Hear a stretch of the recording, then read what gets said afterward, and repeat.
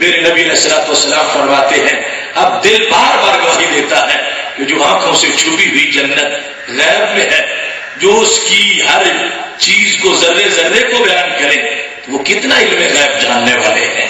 سید عالم نور مجسم شفیع معظم صلی اللہ علیہ وسلم ارشاد فرماتے ہیں جب رب ذوالجلال نے جنت کو بنایا تو انداز یہ تھا لابنۃ من ذہب ولابنۃ من فضہ، ایک اینٹ جنتی سونے کی اور ایک اینٹ جنتی چاندی کی، دونوں کو ملا کر وَمَلَاتُهَا الْمِسْكُ الْأَسْفَرُ، اور جو ان کے لیے سیمنٹ استعمال کیا وہ کستوری کا، اور وہ بھی اسفر جو دنیا کی کستوری جیسی نہیں، بڑی شدید تیز کستوری، اس کو رب ذوالجلال نے استعمال کیا۔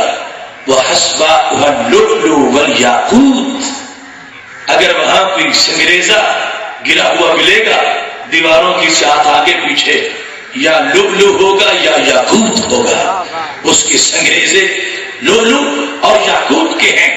اور پھر فرمایا تربتها الزعفران، اس کی مٹی زعفرانی ہے، مٹی زعفرانی، سنگریزے یاقوت کے، سیمنٹ کستوری کا، اینٹیں سونے کی اور چاندی کی۔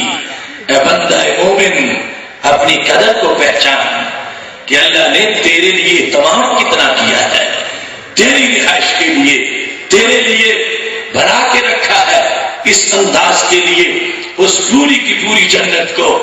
یہ جو بناوٹ اور تخلیق کا انداز ہے، اس اگلا سلسلہ وہ مزید بڑا تعجب والا ہے۔ میرے محبوب علیہ الصلوۃ والسلام فرماتے ہیں جو داخل ہوگا یخلد ولا یموت، کبھی اس کے قریب موت نہیں آئے گی۔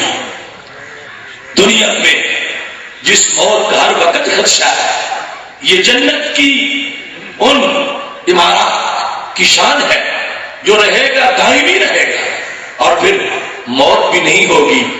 ولا یبلی ثیابہم، ان کے کپڑے پرانے نہیں ہوں گے، اور شباب بڑھاپے میں نہیں جائے گا۔